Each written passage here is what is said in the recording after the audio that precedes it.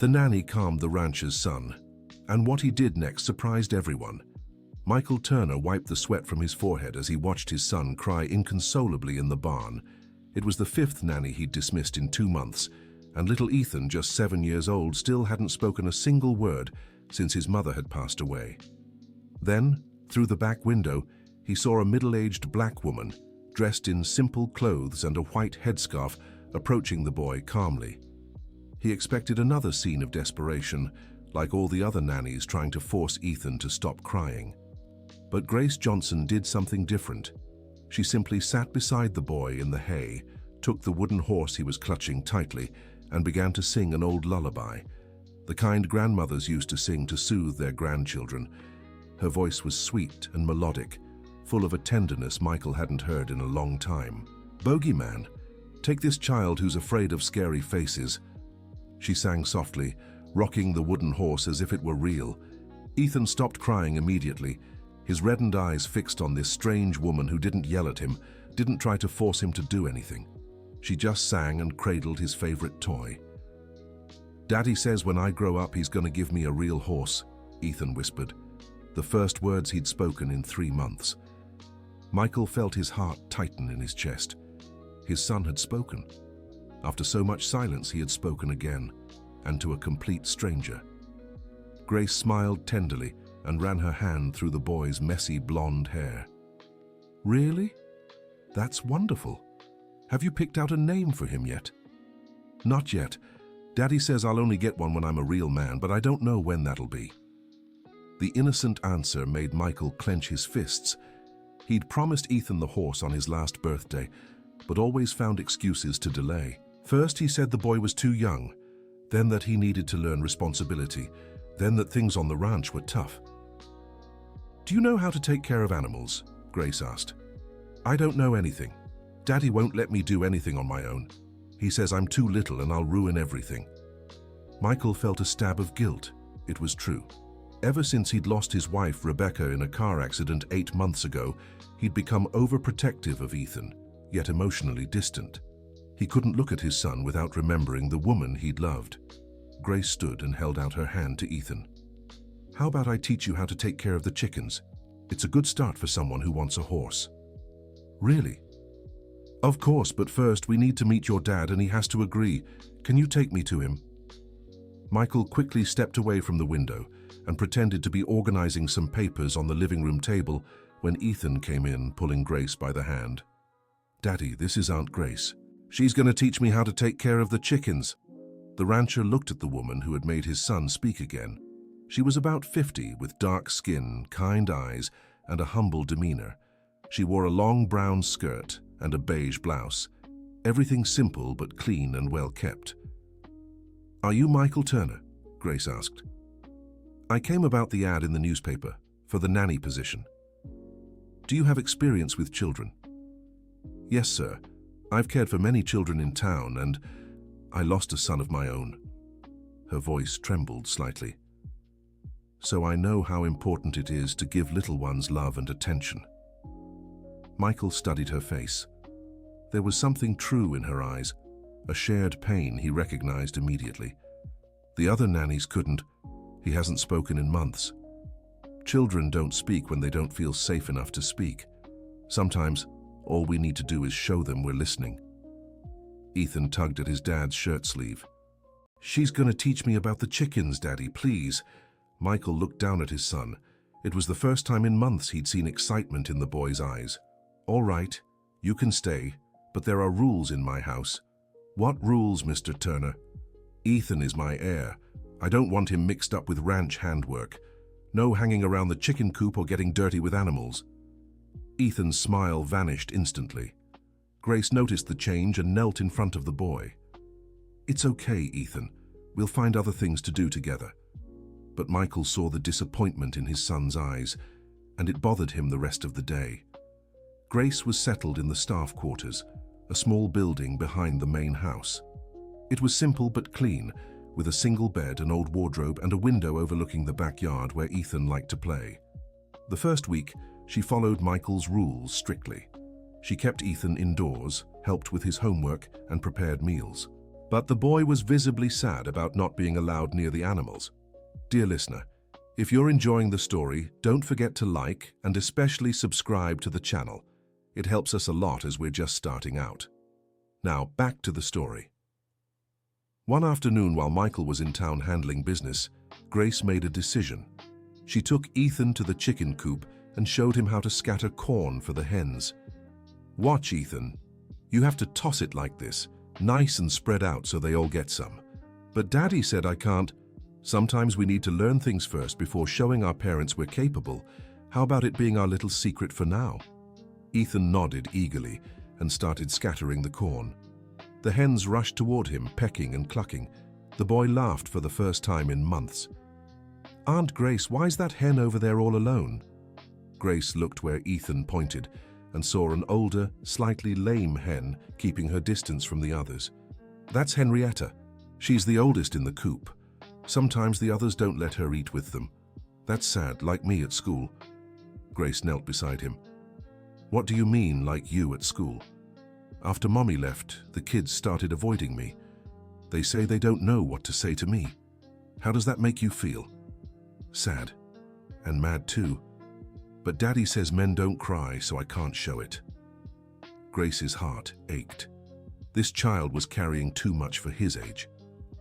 Ethan, I'll tell you a secret. Even the bravest men cry sometimes.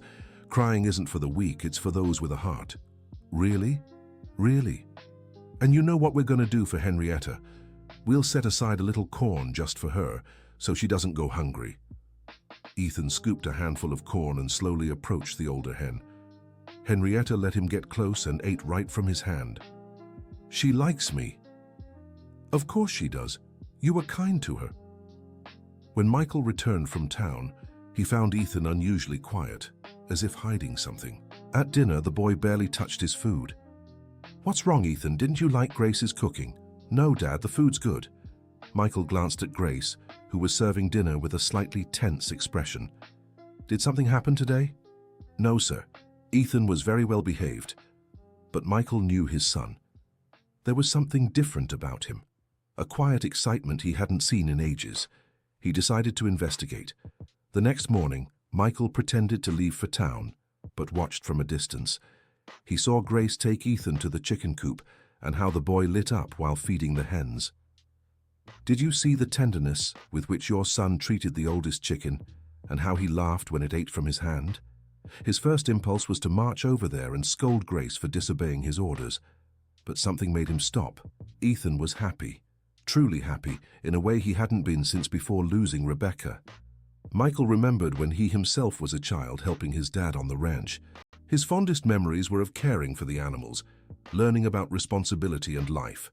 Why was he denying his own son that? Still, his pride wouldn't let him admit he was wrong. That night, he called Grace for a private talk. Grace, I know you took Ethan to the chicken coop. She lowered her head, expecting to be dismissed like the others. I'm sorry, Mr. Turner. It won't happen again. Why did you do it? I made it clear I didn't want Ethan messing with animals. Grace took a deep breath before answering. Because I saw how sad the boy was, and because caring for animals teaches responsibility, patience, and compassion, things every man needs to learn. Ethan will inherit this ranch one day. He needs to learn how to give orders, not be a ranch hand. With all due respect, Mr. Turner, to lead well, you first have to understand how things work. How can he give orders to the ranch hands if he's never set foot in the chicken coop? Michael had no answer. Grace's logic made sense, but it challenged his convictions about raising his son. I don't want this happening again. Yes, sir. In the days that followed, Ethan grew quiet and sad again.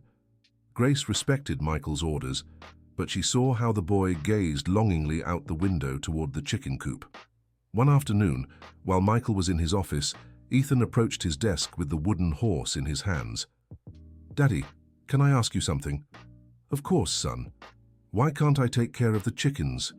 Michael set down his pen and looked at his son.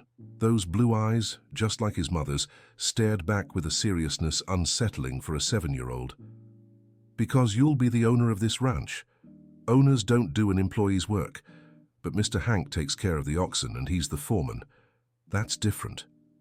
Why? Michael grew irritated at the persistence. Because I said so. End of discussion. Ethan lowered his head and left the office. Michael returned to his papers but couldn't focus. His son's questions echoed in his mind.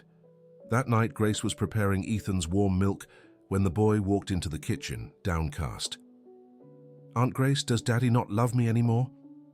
The question hit Grace like a punch to the stomach. "Why would you think that, Ethan?"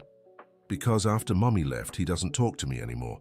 He just gives orders, and he won't let me do anything I like." Grace knelt and hugged the boy. "Your father loves you very much, Ethan. Sometimes when we're very sad, we forget how to show love." "Is he sad because Mommy left?" "Very sad. I am too. But he won't let me talk about her." Michael was passing by the kitchen when he overheard the conversation. He stopped at the door, hidden, and listened to every word his son said. The weight of guilt crashed over him like an avalanche. It was true. Since losing Rebecca, he had shut himself off emotionally. He focused only on work and rules, trying to keep life running, but he had forgotten how to truly live. And worse, he was making Ethan suffer for it. Grace kept talking to the boy. "You know, Ethan, everyone deals with sadness differently. Some cry, some get angry, some go quiet. Your father is trying to protect you the only way he knows how. But I wish he would talk to me about Mommy. I miss her and I have no one to talk to about it. You can talk to me." "Really?" "Of course. What was your mom like?" Ethan smiled for the first time since they had started talking. "She was beautiful and smelled like flowers.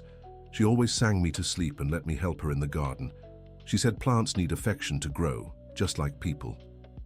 Michael leaned against the wall, fighting back tears. Rebecca really used to say that. It was one of her favorite phrases. "Your mum sounds like she was a very special person." "She was. Daddy took all her photos out of the house. I think he doesn't want to remember anymore." Michael felt as if he'd been stabbed. He had put away Rebecca's photos because it was too painful to look at them, but he hadn't realized Ethan wanted to see them too. Sometimes people put photos away because it hurts too much to look, not because they don't want to remember.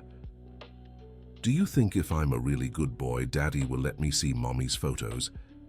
"I think your dad is just waiting for the right moment." Michael left with a broken heart. He had completely failed as a father. He'd been so focused on protecting Ethan from pain that he ended up causing the boy even more suffering. The next day, Michael called Grace for another talk. "Grace, I want you to know I overheard your conversation in the kitchen yesterday." She turned pale, thinking she'd be fired. "Mr. Turner, I didn't mean to interfere." "You didn't interfere. You did what I should have done months ago." "Ethan, did he really say he thinks I don't love him anymore?" "He's confused, sir. Children don't understand when parents pull away." Michael rubbed his face, exhausted. "I don't know how to talk to him anymore. Everything reminds me of Rebecca." "May I make a suggestion?" "Go ahead." "What if you start small? Maybe let him help with something simple around the ranch. Show him you trust him." Michael thought for a moment. "The chickens." "The chickens." Dear listener, if you're enjoying the story, don't forget to like and especially subscribe to the channel. It really helps those of us just starting out. Now back to the story. That afternoon, Michael gathered his courage and went to find Ethan, who was in his room playing alone with his wooden horse. "Ethan, want to come with me to see the chickens?" The boy looked up, surprised. "Really, Daddy?" "Really, and if you want, you can help feed them." Ethan jumped excitedly from the bed and ran to the door. Michael followed, nervous. He hadn't spoken properly to his son in months. In the chicken coop, Michael watched Ethan carefully and tenderly scatter the corn. He noticed how the boy approached the oldest hen and set aside corn just for her. "Why did you do that?" "Because she's always alone. Aunt Grace said everyone deserves care, even when they get old." Michael felt a lump in his throat. Grace was teaching Ethan important values, values he should have been teaching. "How do you know she's the oldest?"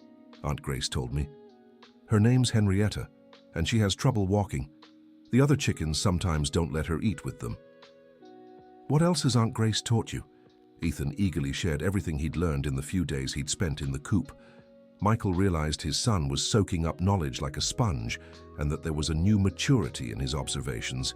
"Ethan, I want to apologize to you." "Why, Daddy?" "For not letting you do this sooner and for being so distant after Mommy left." Ethan stopped feeding the chickens and looked at his father. "You were sad, weren't you, Daddy? Very sad, just like you. Can I ask you something?" "Of course." "Why did you hide all of Mommy's photos?" Michael took a deep breath. It was time to be honest with his son. "Because it hurt too much to look at them. They made me cry." But Aunt Grace said crying isn't for weak people, it's for people with hearts. For the first time in months, Michael smiled. Grace was right, as always. Aunt Grace is very wise, and did you also want to see the photos? I really did.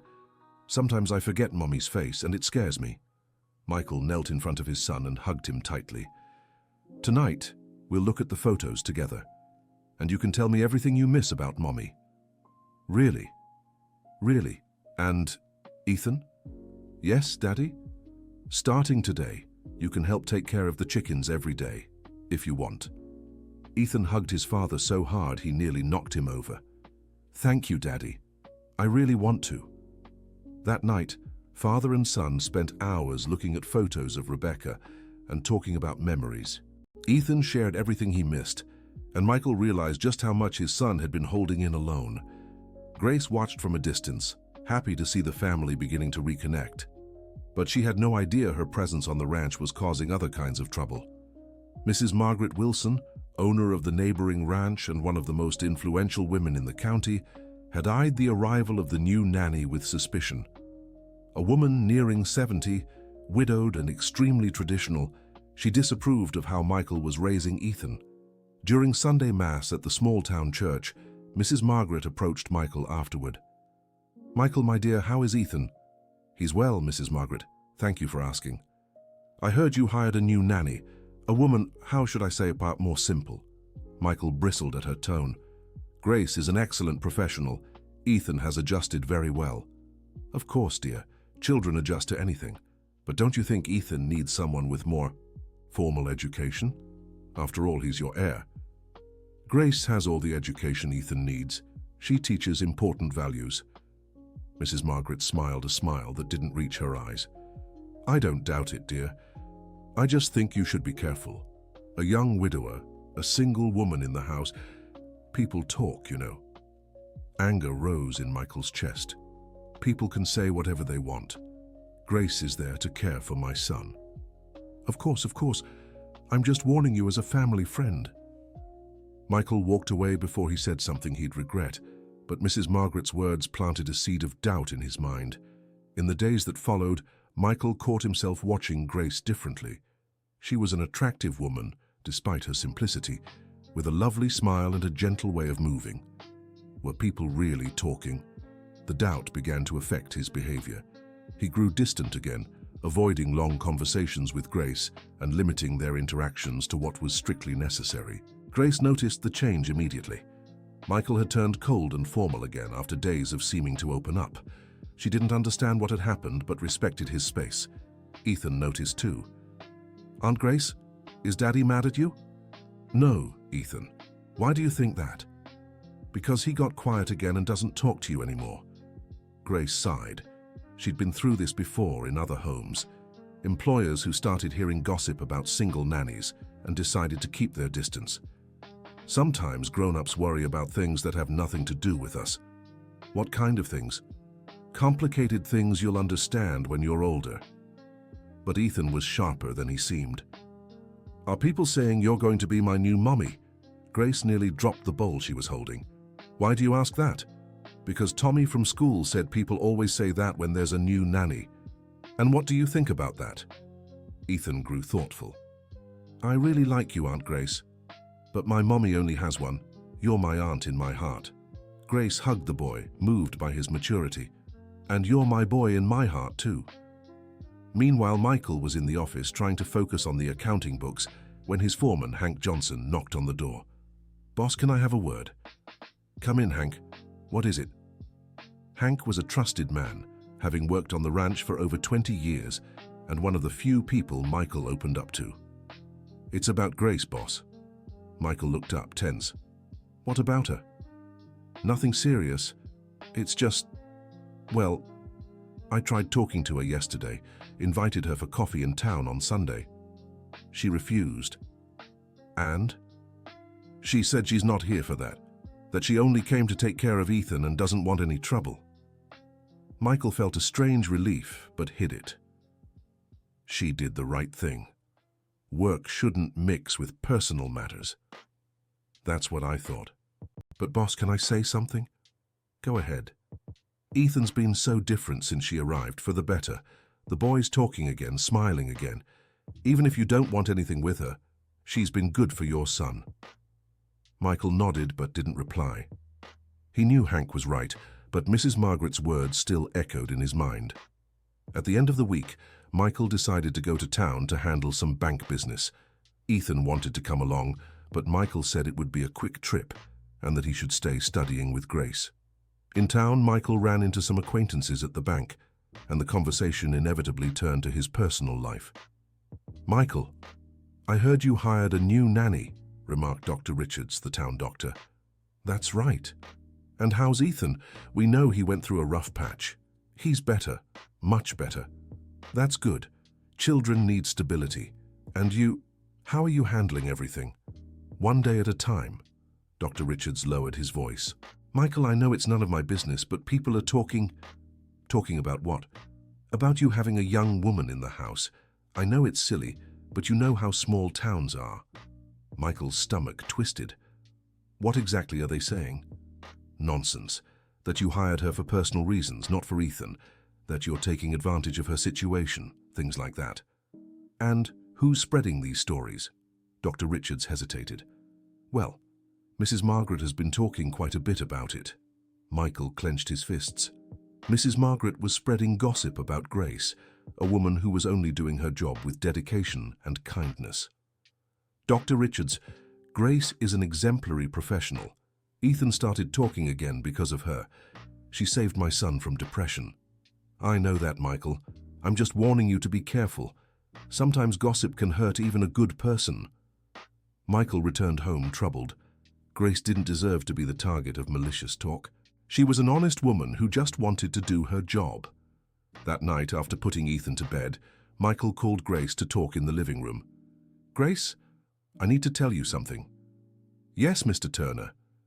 "People in town are talking about you being here." Grace lowered her head. She knew this would happen eventually. "What kind of things are they saying?" "Nonsense. That I hired you for personal reasons. That there's something between us." "I see. I want you to know I don't believe these rumors, and I won't let them hurt you." Grace looked up, surprised. "Mr. Turner, you've changed Ethan's life. He's a child again because of you. I won't let anyone mess with you." "Thank you, but maybe it's best if I look for another job.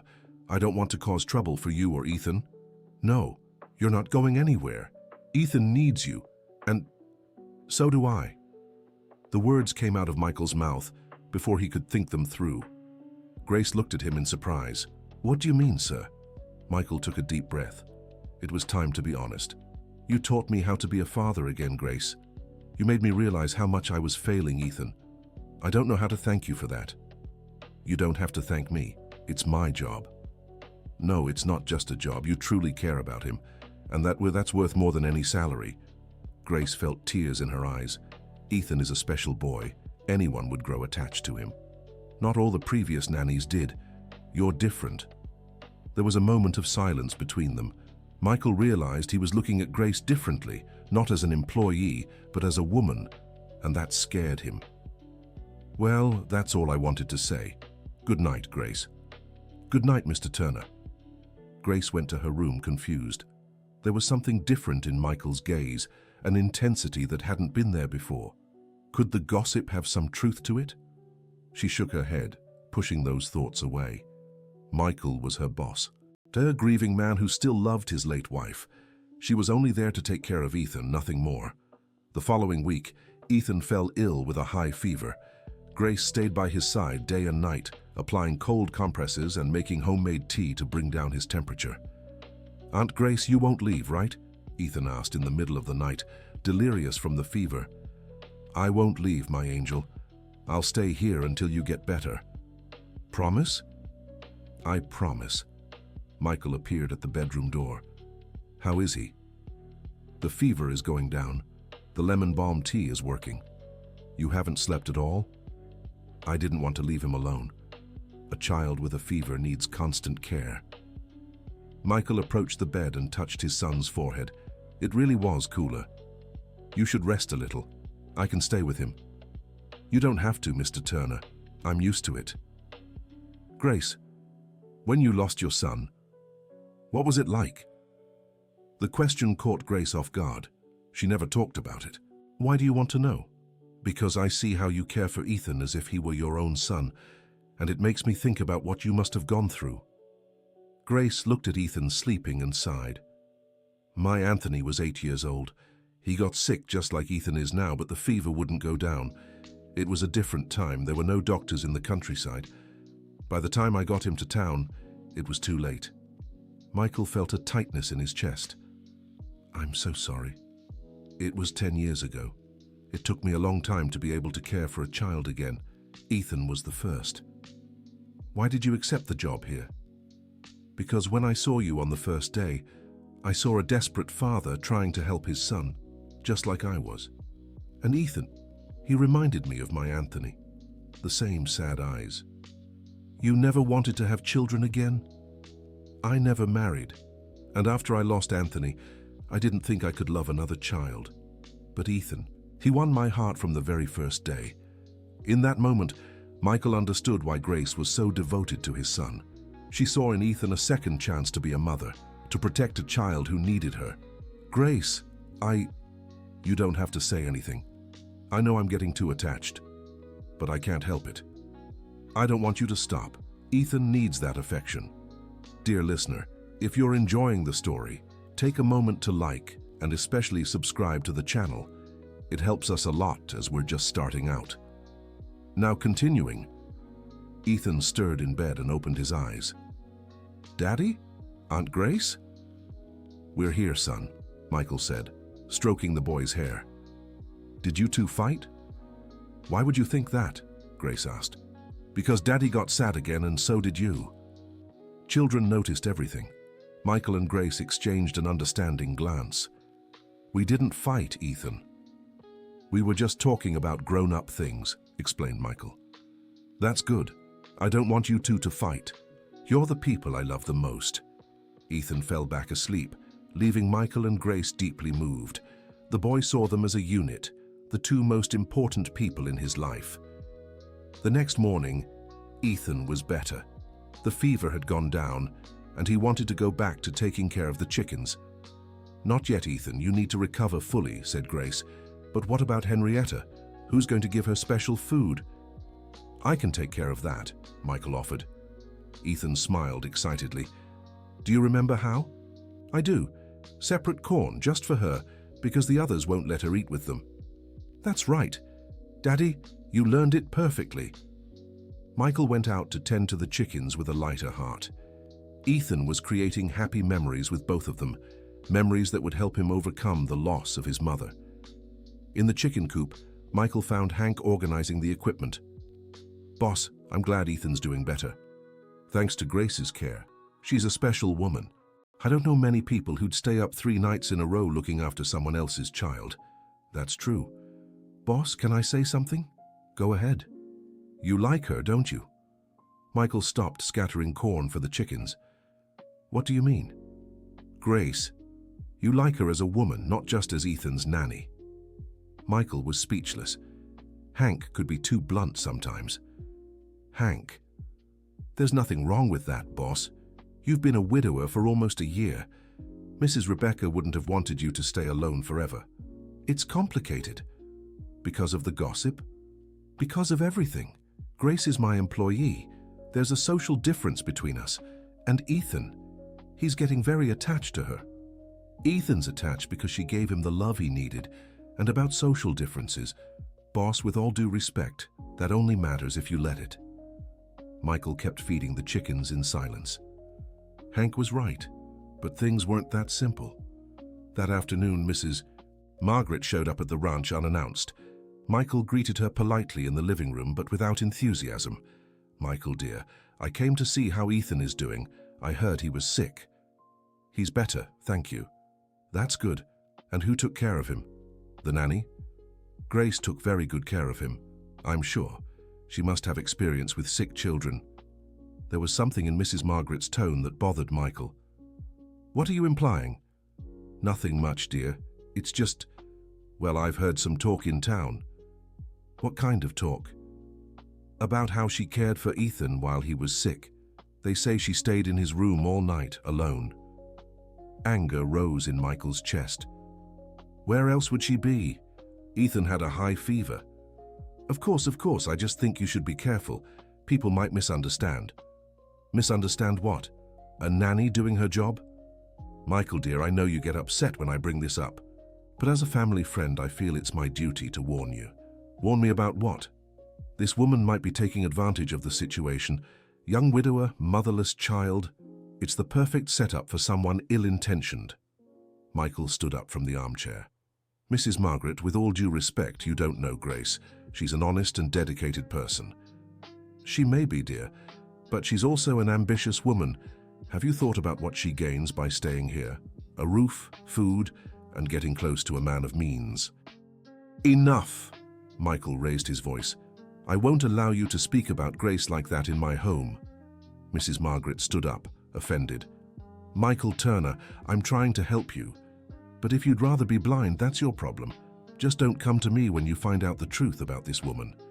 The only truth I see is that Grace saved my son. And that's worth more than all the gossip in town." Mrs. Margaret left the ranch furious, but Michael didn't regret kicking her out. He was tired of hearing criticism about the only person who had brought joy back into his home.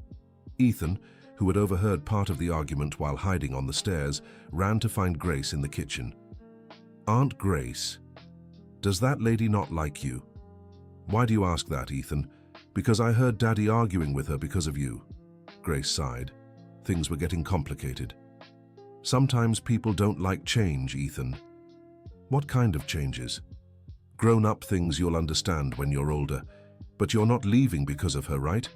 Grace looked into those worried blue eyes and felt her heart tighten. "I won't leave as long as you need me. I'll always need you." "Always is a very long time, Ethan." "But do you like me?" "I like you very much." "And Daddy?" The question caught Grace off guard. "Your father is a good man, Ethan." "But do you like him the same way you like me?" "It's different." "How?" Grace was starting to sweat. How could she explain to a 7-year-old the complicated feeling she was developing for her boss? "Ethan, what do you really want to know?" "If you're going to be my new mommy." The question hit Grace like a punch to the chest. "Ethan, I can't be your mommy. You already had a mommy who loved you very much." "I know, but Tommy from school said when his dad got married again, he got a stepmom who takes care of him just like a mom." "And what do you think about that?" "I think it'd be nice. You already take care of me like a mom, and Daddy's happy when you're around." "Ethan, and I heard you talking last night. Daddy said he needed you."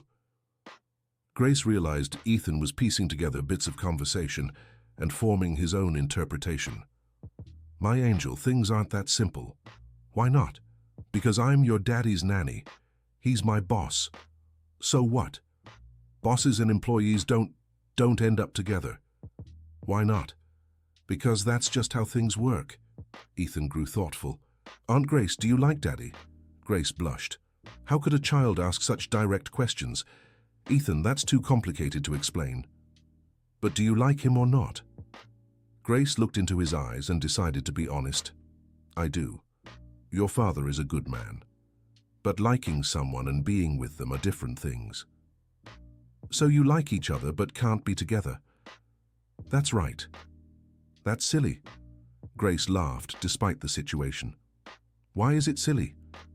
"Because when two people like each other and take good care of each other, they should be together. Like Mommy and Daddy were."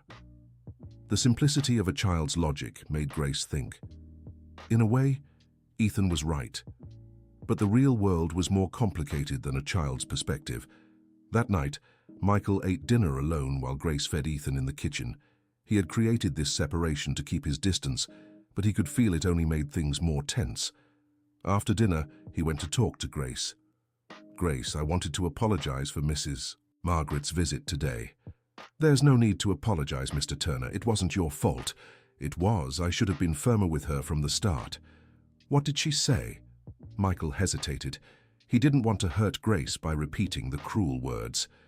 "Nonsense that you had ulterior motives for staying here. And you believe that?" "Of course not." "Really?" "Grace, you've already proven you're here for Ethan. You stayed up 3 nights straight taking care of him. What ulterior motive could there be?" Grace felt relieved. "Thank you for trusting me." "Grace, can I ask you a personal question?" "Go ahead. Have you ever thought about remarrying, having a family?" The question made Grace blush. "I've thought about it, but I never found anyone who was worth it." "What do you mean?" "After I lost my son, I closed myself off. I couldn't connect with men who didn't understand my pain. And most men want women without baggage." "Baggage? Children who are gone, broken hearts, scars you can't see but are still there." Michael understood perfectly. He too felt he carried too much baggage for any relationship. "And now? Do you still feel that way?" "Less. Ethan taught me I can still love, that my heart didn't die with Anthony. Ethan has that gift. He taught me the same thing." There was a moment of silence between them. Michael wanted to say more but didn't know how. "Grace, Yes? Nothing, that's all. Good night." "Good night, Mr. Turner." Michael went to his room, frustrated with himself. He wanted to talk about the feelings he was developing for Grace, but couldn't find the right words. The next morning, Ethan woke up excited to return to the chicken coop. Michael decided to join him to spend more time with his son. "Daddy, can I tell you a secret?" Ethan asked as he scattered corn. "Go ahead." "I really like Aunt Grace." "I know that, son." "No, Daddy. I like her the way I liked Mommy." Michael stopped walking. "What do you mean?" "She takes care of me like Mommy did. She sings me to sleep, makes my favorite food, hugs me when I'm sad." "And how do you feel about that?" "Good, because I know Mommy isn't coming back, but Aunt Grace is here now." "Ethan, you know Grace is a nanny, right? One day she might leave." "Why?" "Because it's her job. She could find other work." Ethan stopped feeding the chickens and looked at his father seriously. "Daddy, do you want her to leave?" "No." "But, then why would she go?" "Because things change, son." "Daddy, can I ask you something?" "Sure. Do you like Aunt Grace?" The direct question left Michael speechless. "Why do you want to know?" "Because I see how you look at her, the same way you looked at Mommy in the photos." Michael was struck by his son's perception. "It's complicated, Ethan." "Why?" "Because I still miss Mommy. I miss her too. But Aunt Grace isn't here to replace Mommy. She's just Aunt Grace." Ethan's simple wisdom touched Michael's heart. "How did you get so smart?" "Aunt Grace talks to me about everything. She said we can like new people without stopping loving the ones who are gone." Michael realized Grace was teaching Ethan valuable lessons about love and loss. "And what else has she taught you?" "That family isn't just about blood. It's about who cares for us with love." "And do you consider Aunt Grace family?" "I do." "Do you?" Michael looked toward the house, where Grace was hanging clothes on the line. She hummed softly as she worked, and there was something peaceful about the domestic scene. "I think so, son." "Then why don't you get married?" Ethan's innocent question made Michael choke. "Ethan." "What?" "Tommy from school said when people like each other and are family, they get married. Things aren't that simple." "Why not?" Michael didn't know how to answer. In truth, Ethan was right. Why couldn't things be that simple? That afternoon, while Ethan napped after lunch, Michael gathered the courage to have a serious talk with Grace. "Grace, I need to talk to you." "Is something wrong, Mr. Turner?" "Ethan asked me some questions today that got me thinking." "What kind of questions?" "About you, about us." Grace's heart raced. "What did he ask?" "If I like you, if I consider you family, if we're going to get married." Grace blushed deeply. "What did you say?" "That things are complicated." But then I got to thinking, are they really? "What do you mean?" Michael took a deep breath. It was now or never. "Grace, I care for you. Deeply. Not just as Ethan's nanny, but as a woman." Grace was speechless. "Mr. Turner, let me finish. I know it might seem strange or inappropriate. You're my employee, and there are social differences between us. But you've made me feel alive again, Grace. You and Ethan brought joy back into this house. I care for you too," she whispered. "Really? Very much, but how will this work?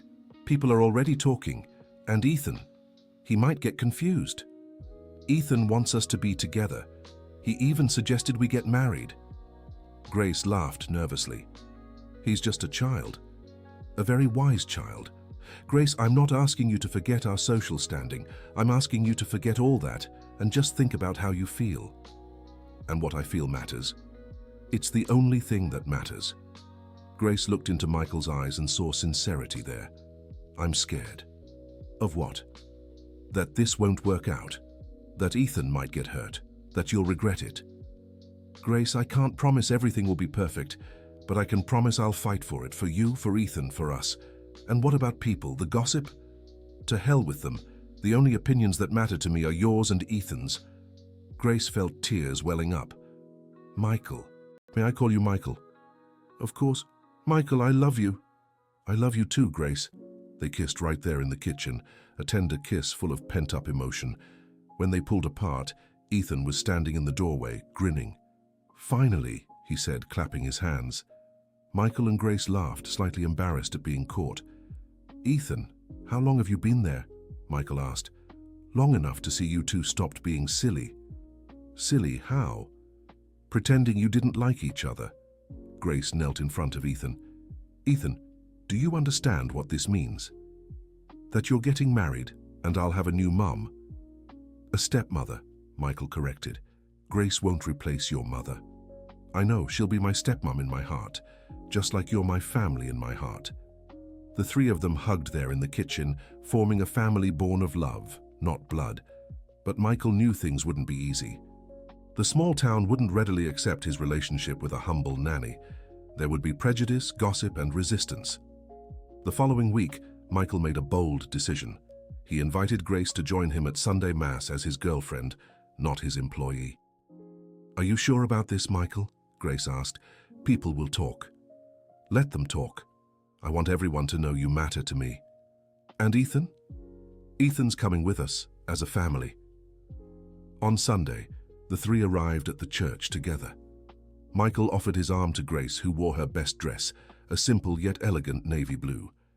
Ethan walked between them, proud of his new family. The churchgoers didn't hide their surprise. Whispers spread through the pews as they saw Michael Turner, one of the wealthiest ranchers in the county, walking arm in arm with the nanny. Mrs. Margaret nearly fainted when she spotted them. Throughout the Mass, she whispered to her friends and shot indignant glances their way. But Michael stood firm. He held Grace's hand the entire ceremony and greeted people politely but unapologetically. As they left the church, Mrs. Margaret couldn't resist approaching them. "Michael, what a surprise to see you here with your employee."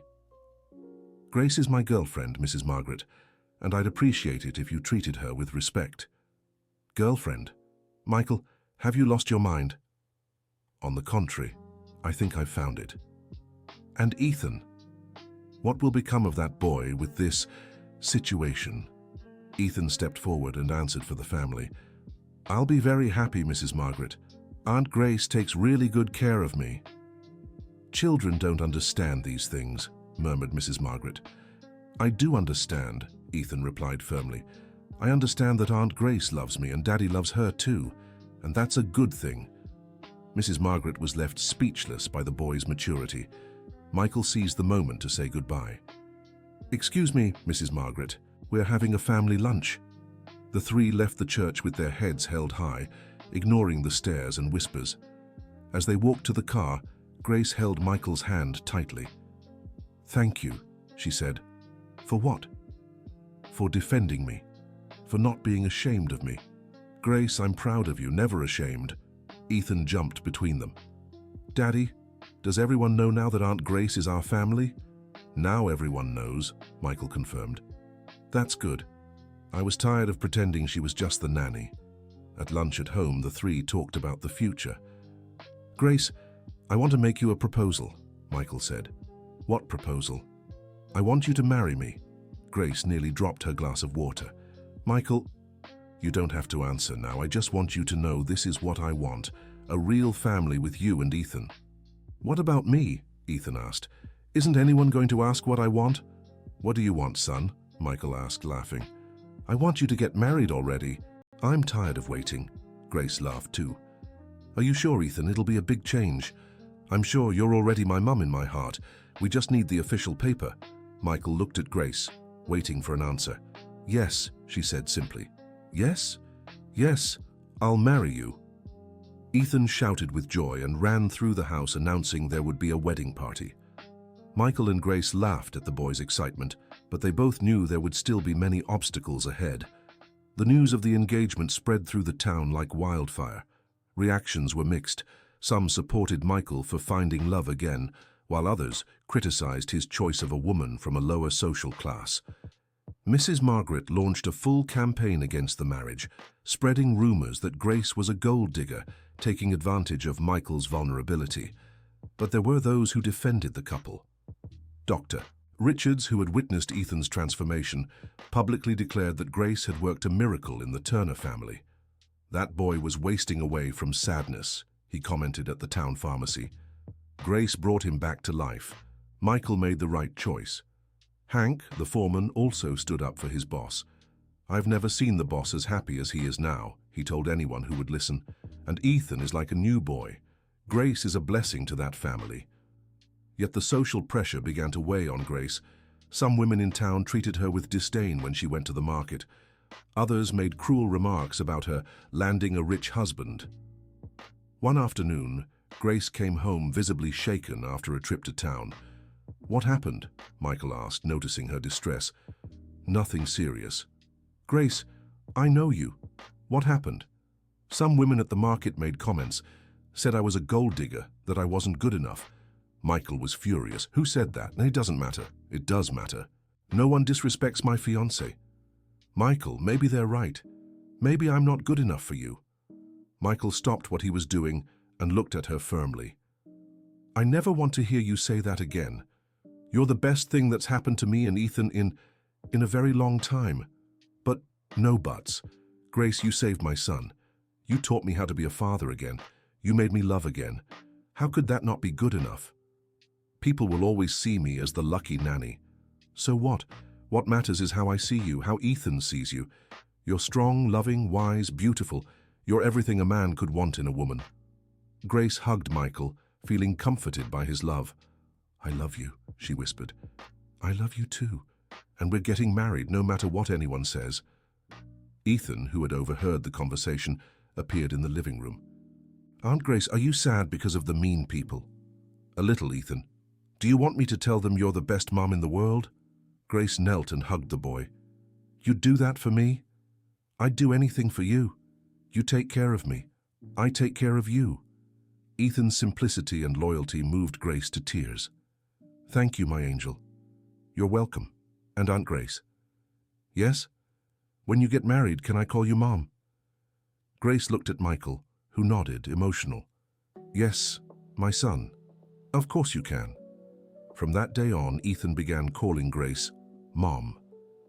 At first, it felt a little strange to her, but she soon grew used to it and took pride in the title. The wedding preparations continued amid town gossip. Michael decided it would be a simple but dignified ceremony. Grace deserved a beautiful wedding, no matter what others thought. They set the date for 2 months later, enough time for Grace to choose a dress and organize a small party. During the preparations, something unexpected happened. Ethan started having nightmares about his birth mother. He dreamed Rebecca would return and be angry that he had a new mom. One night, after a particularly intense nightmare, Ethan went to Michael and Grace's room, crying. "Daddy, is Mommy Rebecca going to be mad at me?" Michael sat on the bed and pulled his son onto his lap. "Why would she be mad, son?" "Because I'm getting a new mom. Because I like Mom Grace." Michael glanced at Grace, who was also worried. "Ethan, your mom Rebecca loved you very much. Do you think she'd want you to be sad forever?" "No." "Then why would she be mad that you're happy?" "I don't know. I'm just scared." Grace moved closer and sat beside Ethan. "My angel, can I tell you something?" "Okay." "When my little boy Anthony passed away, I was very sad. But do you know what hurt the most?" "What?" "Thinking he wouldn't want me to be happy again. But then I realized that people who love us want us to be happy even after they're gone. Really, really. Your mum Rebecca loved you so much. She'd be happy you found more love in your life." "You think so?" "I'm sure of it. Love doesn't shrink when we get more of it. It only grows." Ethan thought for a moment. "So I can love both of you? Mommy Rebecca and Mum Grace?" "Of course," Michael said. "And your Mum Rebecca can stay in your heart too, right beside Mum Grace." "That's good, because I didn't want to choose just one." "You don't have to," Grace assured him. "Hearts have room for everyone we love." After that conversation, Ethan stopped having nightmares. He understood he could honor his birth mother's memory while still loving his stepmother. A week before the wedding, something unexpected happened. Grace was at the market when an elegant woman she didn't know approached her. "You're Grace, aren't you?" "Yes, I am. You are—" "Sarah Turner, Michael's sister." Grace was surprised. Michael had mentioned having a sister, but they lived in different towns and rarely spoke. "Nice to meet you. Michael has spoken of you. I came from Denver as soon as I heard about the wedding." "Oh, Mr. Turner didn't tell me you were coming." "Because he doesn't know. I wanted to talk to you first." Grace's stomach tightened. Another family member here to disapprove of the wedding. "What would you like to talk about? Shall we get some coffee? There's a place right around the corner." At the coffee shop, Sarah got straight to the point. "Grace, I'll be honest with you. I came here to understand what kind of woman won over my brother." "And what's your conclusion?" "I haven't reached one yet. That's why I want to talk." "What would you like to know?" "First, do you love my brother, or are you after his money?" Grace wasn't offended by the direct question. "I love Michael. If it were about money, I would have gone after wealthy men from the start. I spent 10 years working as a nanny in humble homes because that's where I felt useful." "Why did you accept the job at the ranch?" "Because I saw a desperate father trying to help his son, and Ethan reminded me of my own boy, the one I lost." Sarah listened carefully to the sincerity in Grace's voice. "Tell me about your son." Grace shared the story of Anthony, his illness, and the loss. Sarah could sense the genuine pain still present after all these years. "And Ethan? What's it like caring for him?" "It's the easiest and hardest thing in the world. Easy because he's a wonderful boy. Hard because I've grown so attached that sometimes I'm afraid of losing him too." "Michael said Ethan wasn't speaking when you first arrived." "That's true. He was depressed after losing his mother. It took time, but we brought him back." "And now, how is he?" "He's a happy child. He plays, laughs, talks non-stop. He's excited for the wedding." Sarah studied Grace's face as she spoke about Ethan. She saw real love there, the kind of love a mother has for her child. "Grace, may I ask you a personal question?" "Of course." "If Michael had no money, if he were just a ranch hand, would you still marry him?" Grace smiled. "Sarah, I fell in love with Michael watching him try to be a good father even when he was lost. I saw his kindness, his dedication, the love he has for his son. Money was never part of the equation." "And the social differences? Don't they bother you?" "They bother other people, not me. Love doesn't have a social class." Sarah stayed quiet for a few minutes, weighing everything she'd heard. "Grace, I'll be honest with you. I came here expecting to find a gold digger, but from what I see, you genuinely love my family. I love them very much. Michael sounds happy in our phone calls. I haven't heard him speak with so much enthusiasm in a long time. He's a good man who went through a very hard time. Now he's allowing himself to be happy again. And Ethan? Does he accept you as his mother? He does. In fact, he was the one who encouraged the relationship between me and Michael the most. Sarah laughed. Children sometimes see things more clearly than adults. That's true. Grace, I want to apologize for coming here with prejudices, and I want to give you my blessing for the wedding. Grace was moved. Thank you, Sarah. That means a lot to me. May I ask you for something? Of course. Take good care of my brother and Ethan. They've been through so much pain. I'll care for them with my life. I believe you. When Michael came home that night, he found Sarah in the living room chatting animatedly with Ethan and Grace. Sarah, what a surprise. Why didn't you tell me you were coming? I wanted it to be a surprise, and I wanted to meet my future sister-in-law in person. Michael looked nervously between his sister and his fiancée. And what's the verdict? The verdict is that you made an excellent choice. Grace is a wonderful woman. Michael let out a relieved breath. Tommy, what did you think of Aunt Sarah? She's nice, and she said she's coming to our wedding. Of course I'm coming. I wouldn't miss it for anything. That night, after Tommy went to bed and Sarah retired to the guest room, Michael and Grace talked in the backyard. How did the conversation with Sarah go? Michael asked. She came to test me to see if I was a gold digger. And how did that make you feel? I wasn't offended. It's only natural she'd want to protect you. I'd do the same. And what did you think of her? She's a smart woman who loves you very much. She'll make a wonderful sister-in-law. Michael hugged Grace. I was nervous. Sarah can be very direct when she wants to be. She was direct but fair, and in the end, she gave us her blessing for the wedding. That's good. Her opinion means a lot to me. Michael, can I ask you something? Of course. Are you afraid of marrying me? The question caught Michael off guard. Why would you think that? Because sometimes I see doubt in your eyes, like you're wondering if you're doing the right thing. Michael sighed. I'm not afraid of marrying you, Grace. I'm afraid of failing as a husband again. What do you mean? Rebecca always said I worked too much, that I didn't give her and Ethan enough attention. I'm afraid of repeating the same mistakes. Michael, you've learned from your mistakes. You're not the same man you were before. How can you be so sure? Because I see how you treat Ethan now. With patience, affection, attention, and how you treat me, you've changed. What if I become a workaholic again? Then I'll give you a good scolding, Grace said with a laugh. And Ethan will too. Michael laughed as well. So now the two of you are my conscience. We're your family. It's our job to take care of each other. The wedding day finally arrived. It was a sunny Saturday morning, perfect for a celebration. The ceremony would take place at the small town church, followed by lunch at the ranch for close friends and family.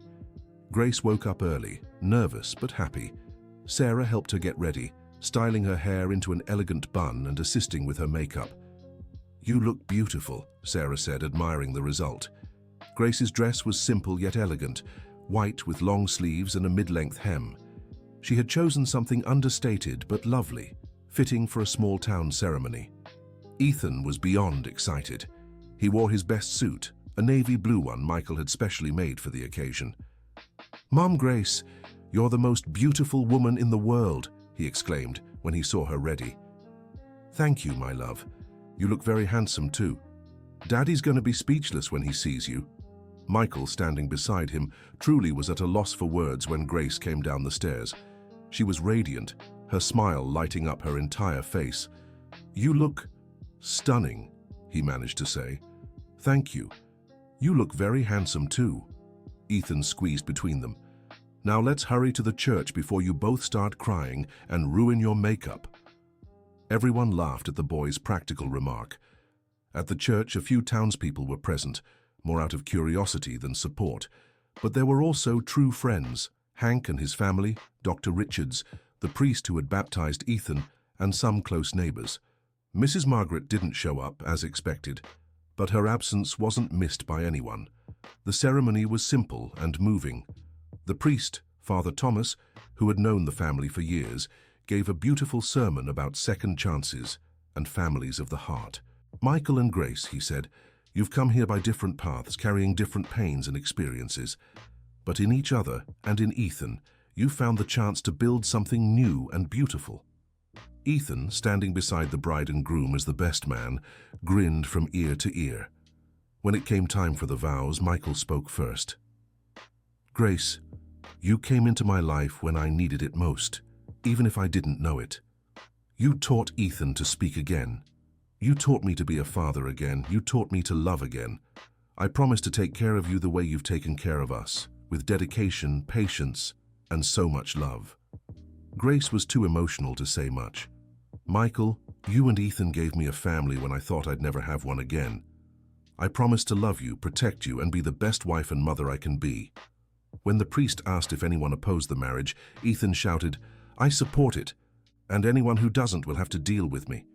The whole church laughed at the boy's fierce declaration in defense of his family. "You may kiss the bride," said Father Thomas, smiling. Michael and Grace kissed amid applause and tears of emotion. Ethan jumped between them, hugging them both. "Now we're a real family," he yelled, and his parents laughed with joy. The party at the ranch was perfect. Sarah had helped organize everything with the kitchen staff. There was live music, a local guitar player who performed romantic and traditional songs. Ethan danced with his new mom, stepping on her feet and laughing.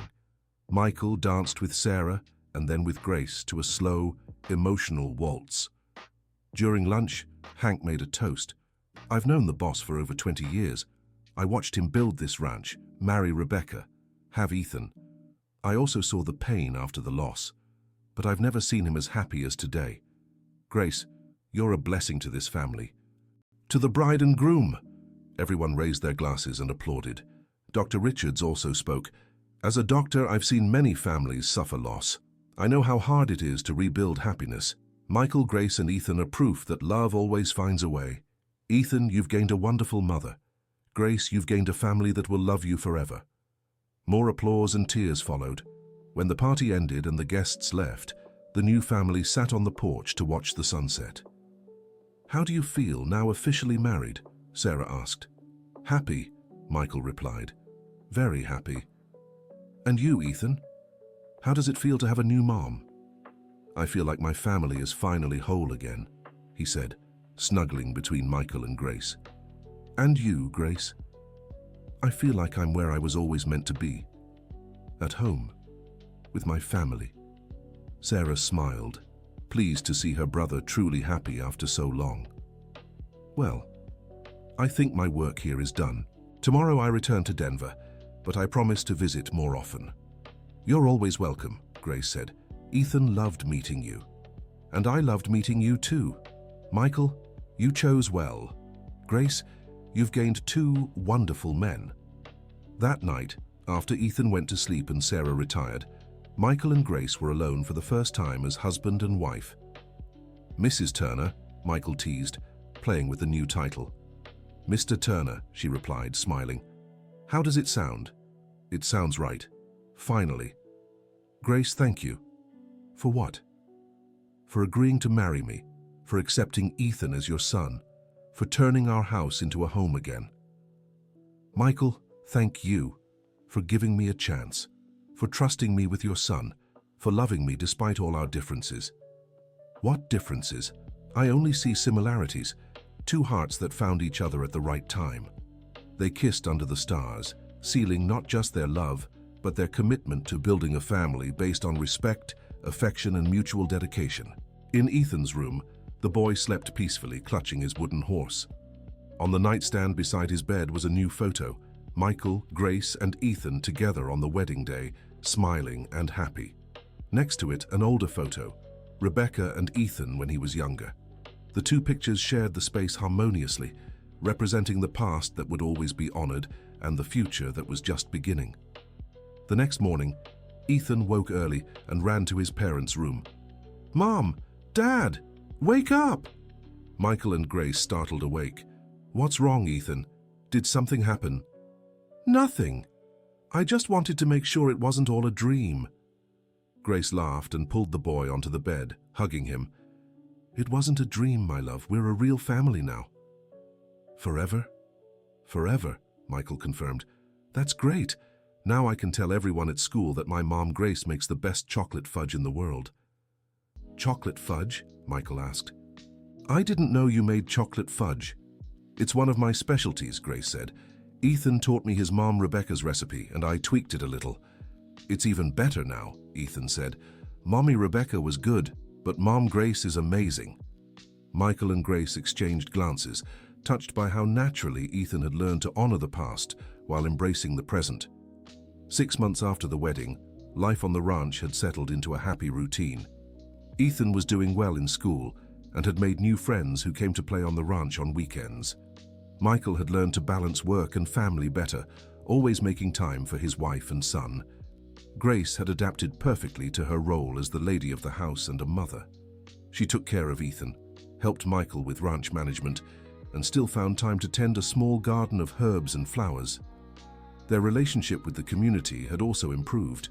People had grown used to the marriage and realized Grace was a respectable woman who was good for the Turner family. Even some of the women who had made unkind remarks had warmed up to her, recognizing her qualities. One afternoon, while Ethan played in the backyard, Michael and Grace talked in the kitchen. Grace, I want to tell you something. What is it? This morning, Hank told me ranch production has increased 20% since we got married. Why? Because I work with more focus now. I know I have a family waiting for me at home, so I don't waste time on unnecessary things. That's wonderful. And how do you feel? More fulfilled than I've ever been. I work because I love it, not because I'm running away from home. And Ethan? How's he doing in school? His teachers say he's doing great, much more sociable and engaged. Even his grades have improved. That's good. He needed emotional stability, which we gave him together. Grace smiled. Michael, can I ask you something? Of course. Do you miss anything from your life before? Michael thought for a moment. No. Absolutely nothing. And you? Me neither.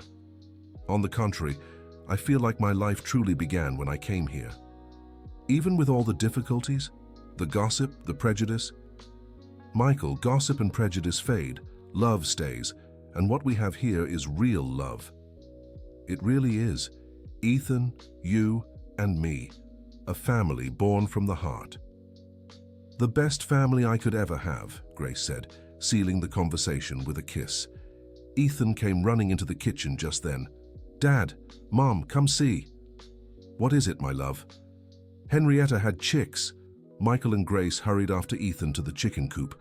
There stood the oldest hen, the one Ethan had adopted at the beginning, now caring for 3 yellow chicks. Look, Ethan exclaimed. She was rejected by the other hens, but now she's a mom. Grace knelt beside her son, moved by nature's metaphor.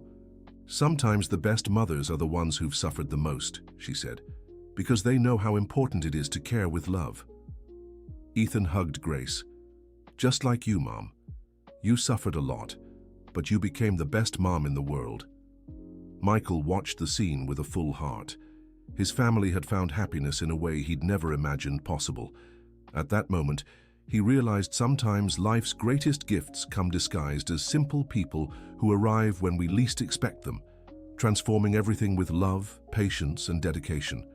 Grace had comforted his son on that first day in the barn, but what she did next surprised everyone, including the whole town, by showing that a person's true worth isn't in their social standing, but in the greatness of their heart. And so, a family born from pain and loss became an example of love, resilience, and acceptance, proving that the best stories are the ones written by the heart. End of story. Now tell me what you thought of this story of love and overcoming. Do you believe Michael made the right decision, marrying Grace? How do you think you'd react if you were neighbors with this family? Leave your honest opinion in the comments about this family who found happiness in the most unexpected places. And if you've made it this far, don't forget to like and subscribe to the channel so you don't miss other heartwarming stories like this one.